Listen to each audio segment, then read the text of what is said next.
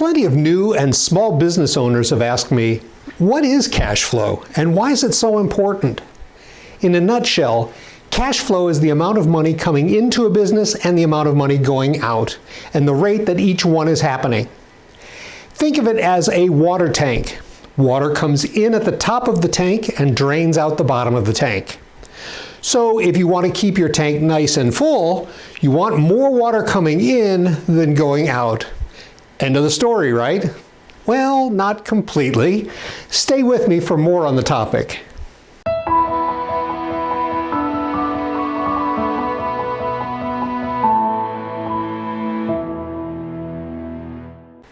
Hi, I'm David Weiner, Mr. Cashflow, and if this is the first time we've met, welcome. Please take a moment and hit the subscribe button or link so that you don't miss any of the videos that I've got designed to help you increase your cash flow, reduce your taxes, stay compliant with the law and regulations, and build your business. If this video is helpful to you, please take a moment and give me a big thumbs up and leave any questions or comments in the comments section below. I'll answer your questions personally. Cash coming into your business is the lifeblood of your business, and it comes from different sources like payments from customers, receipt of a loan, a monetary infusion from an investor, or interest on savings or investments. Cash is also very important because it later becomes the way that you pay for things that make your business run. Expenses like raw materials or inventory, employees, rent, other operating expenses. Of course, positive cash flow is preferred. Positive cash flow means your business is running smoothly. High positive cash flow is even better, and it'll allow you to make some new investments like hiring new employees, opening another location, and further grow your business. We love that, right? Conversely, there's negative cash flow. More money paying out than what's coming in. Positive cash flow is driven by two things. It's driven by organization and by planning. First of all, let's start with setting the baseline for your business. Start by looking at the cash you have on hand. That could be money that you've invested in the business, cash in the business bank account, loans that you've received, or an investment from a business partner. If you're just starting your business, this is a great time to be interested in cash flow. Your interest is well timed.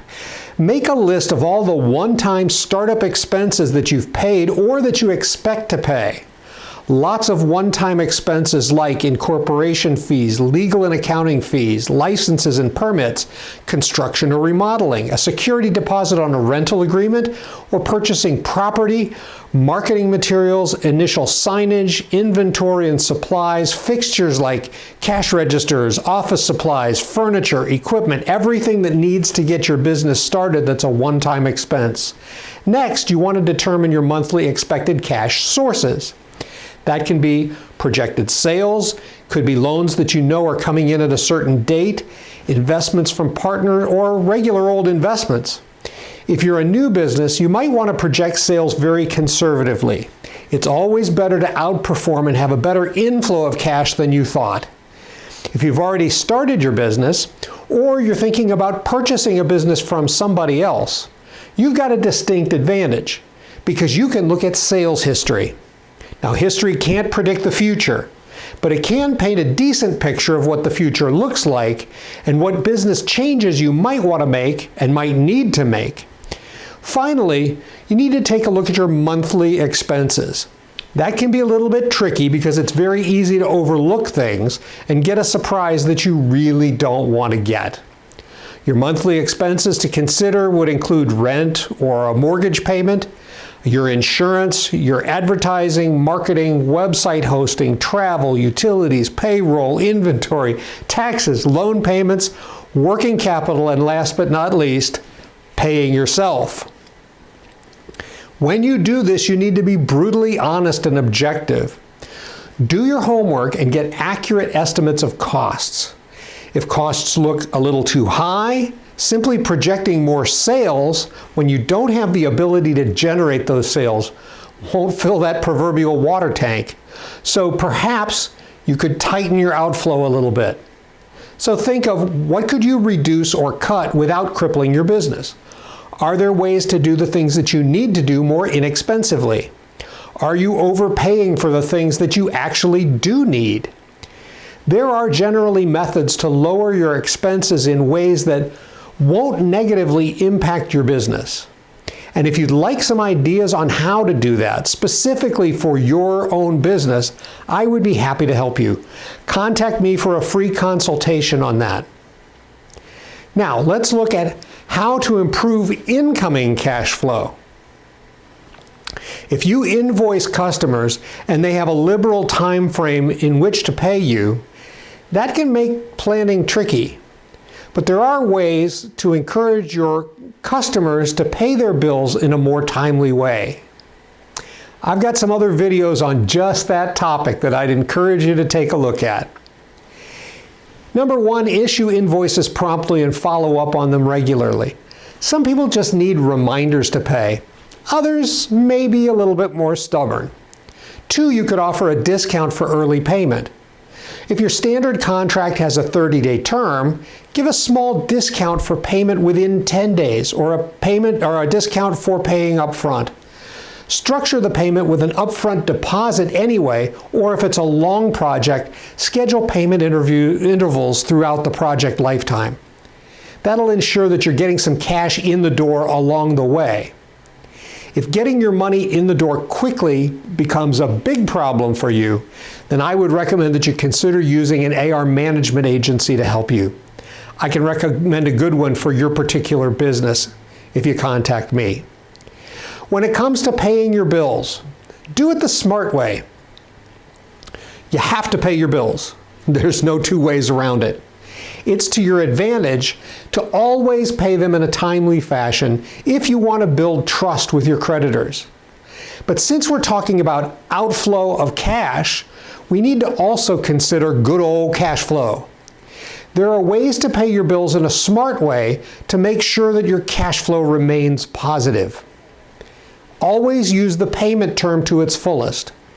If you have a 30-day term on a bill, go ahead and use those 30 days to build up the cash in order to pay it. That way you'll have a better handle on what your cash flow looks like than if you simply write a check the day you receive the invoice. On the flip side, see if there are discounts for paying suppliers early. That sounds familiar, doesn't it? It works both ways. Ask about flexible payment terms when you make a deal with a vendor. You'll never know if you don't ask, and it could help you out in a pinch. Be cautious with that though. Asking for flexible payment terms before a deal is done could raise suspicion. You can set up electronic funds transfer payments. That way you can pay immediately when a payment is due, but you won't have to let go of the funds before you're ready, and you won't forget to pay on time. Build a real relationship with your vendors. If they know you and trust you and you're honest with them, it could go a long way in making your life easier if you need to ask for an extension to pay or some kind of an accommodation. Let's talk about surviving lean months. We all know that there can be a lag between sales and the receipt of payment, but the bills aren't going to magically disappear or change their due dates because you haven't collected payment. You've got to have enough cash on hand to get you through those lean months when the flow just isn't there. So build up some cash reserves to avoid this problem. Review your cash flow history. Arrive at a reserves estimate that would work for you and that would cover your business for 3 months, 6 months, even maybe a year. Just knowing those numbers can help you paint a better picture and thus make better business decisions. You can also arrange a line of credit with your bank. When you're flush with cash, it's easier to get money than when you're not. So you can talk to your banker when you have good cash flow about having the ability to borrow up to a preset limit anytime you need it when you don't have good cash flow. I really hope this video has shown you the importance of cash flow to a business and a little bit about how to manage it.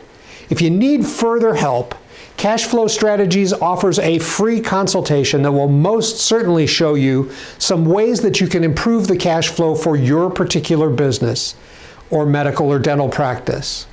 Use the contact information in the description below or leave me a comment and I'll have someone contact you right away. The consultation is free. Don't forget to give me a thumbs up on this video if it's been helpful for you, and subscribe to the YouTube channel for more helpful videos for your business. Cash Flow Strategies. After all, it's your money. Keep more of it.